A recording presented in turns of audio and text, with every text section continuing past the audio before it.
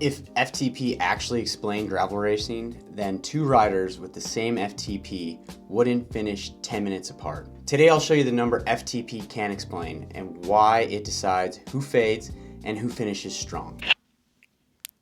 Testing.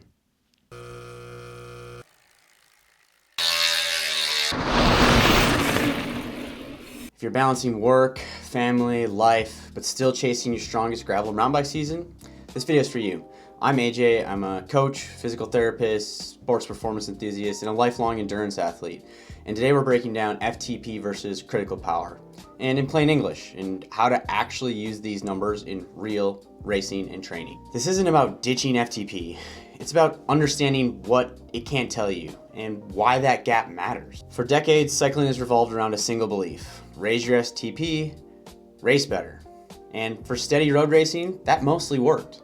FTP gave us a benchmark, training zones, and shared language. It helped us figure some things out. But endurance racing has changed. Gravel, mountain biking, and really the modern off-road racing are stochastic, surgy, fatigue-driven, nutrition-dependent, and mentally chaotic. Two riders can now have the same FTP, complete the same TSS, and finish minutes apart. FTP didn't fail us, it was just never designed to explain this kind of complexity. Using FTP alone is like describing an entire mountain range by its average elevation.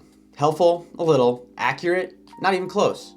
You miss the peaks, the valleys, and most importantly, how steep the climbs actually are. Critical power is the highest power you can sustain without accumulating inevitable fatigue. So below critical power, your system can stabilize. Above critical power, the clock starts ticking. Critical power isn't how hard you can go. Critical power is how long you can stay in control. Here's the physiology, and this is where FTP starts to blur things. Below critical power, oxygen supply matches demand.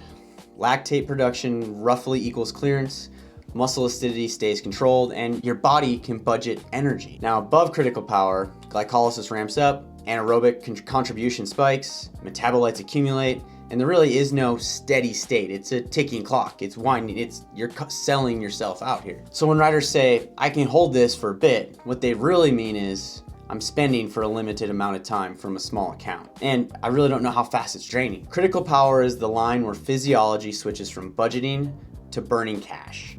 Think of critical power like driving speed. Below CP, fuel usage is steady. Above CP, fuel starts to leak, you're spending a little faster, your mileage and your consumption isn't very good. FTP tells you what speed you might be able to hold, while critical power tells you kind of when that leak starts or when your economy starts to fade and you start really leaking out and spending all that energy. So two riders can both test with 300 watts of an FTP, while rider A might have a critical power of 295 watts and rider B might have a critical power of 315 watts. Same FTP, but very different race realities. Rider B sits near threshold longer, surges cost less, recovers faster, and FTP will never show us that. If critical power is that line, then W prime is what lives above it. W prime is a finite amount of work you can do above CP. How big is that bank account and how fast can you spend it when you go above it? So, it fuels surges, attacks, hard climbs, and sprinting. And once it's empty, power collapses, effort skyrockets, and you must drop below CP to recover or recharge or begin to stack that money back. So think of W prime like a phone battery. Below CP, it slowly recharges. Above CP, it drains. Sprint hard, it drains fast. You don't feel W prime until it's gone. That's why riders say, my legs just shut off. Here's the math coaches use constantly. W prime equals power minus CP times time. So if critical power is 300 watts and you ride at 400 watts, you're burning 100 joules per second, 6,000 joules per minute. And so if your W prime is 18 kilojoules, you've got about 3 to 3.5 minutes left. That's not theory, that's pacing intelligence. And here's what most riders miss. W prime doesn't drain linearly while you're really racing. A 10-second surge at 700 watts doesn't feel costly, but stack 10 of those in rolling terrain and suddenly threshold feels like VO2. This is why gravel races feel deceptive. It's not the terrain, it's the frequency above those CP efforts. It's really that death by 1,000 cuts situation. And because W prime only recharges below CP, not tempo, not sweet spot, once you're behind, it's hard to catch back up and recover. Let's make this real. You're 3.5 hours into a gravel race, a 90-second climb appears, followed by some rolling terrain. Rider A punches the climb at 120% of CP. They crest the group, but they've burned 30 to 40% of their W prime getting there.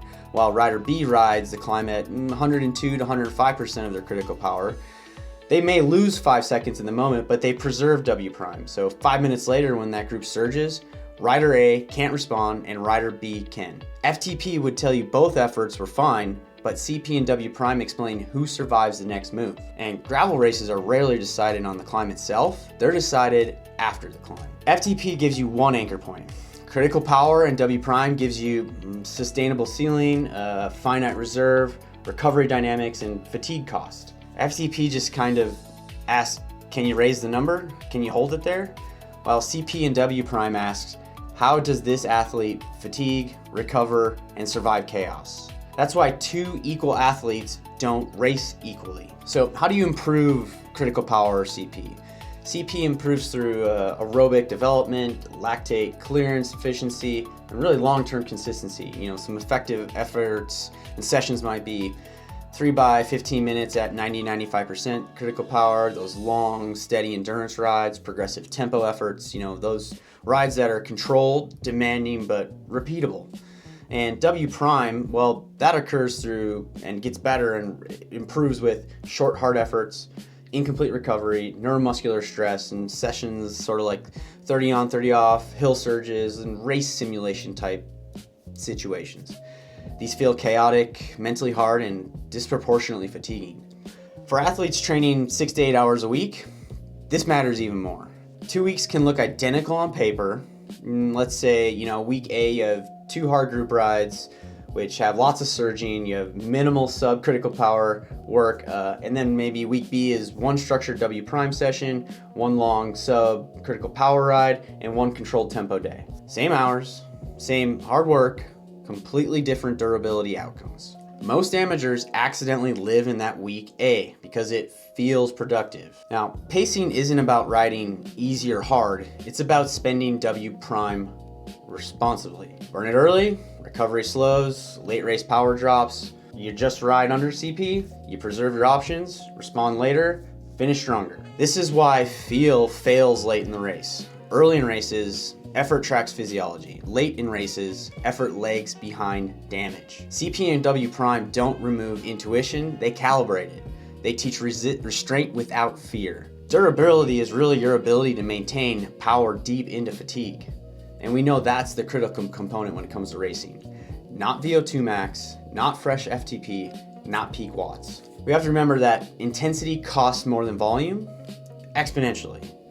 Durability isn't built with hero workouts here and there. It's built with repeated subcritical power exposure, fueling consistently, strength and tissue resilience and tolerance, and respecting when intensity belongs and not just when it happens. Durability is boring to train until you have it and it helps you in the race. TSS blends how much you do and how hard it was. Those aren't interchangeable. Better model might be something where volume equals work, intensity equals cost, and strain equals the fatigue impact. Critical power and W prime allow intensity to be modeled honestly. You stop asking, was this enough? And start asking, was that the right stress? If this video leaves you with one framework, let it be this.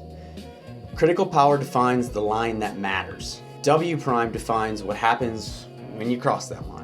Racing is really managing both of those. And volume and intensity are different stresses. Durability decides the outcome of long races. And data only matters when it creates clarity. If you want to race smarter and not just harder, this framework matters. Next up, we'll break down how to test critical power and W prime properly without ruining your training week. So, thanks for being here. Subscribe if this helped. Drop a comment with the race you're gearing up for and maybe some pacing things that critical power or W prime might help you with. And remember, train like it matters.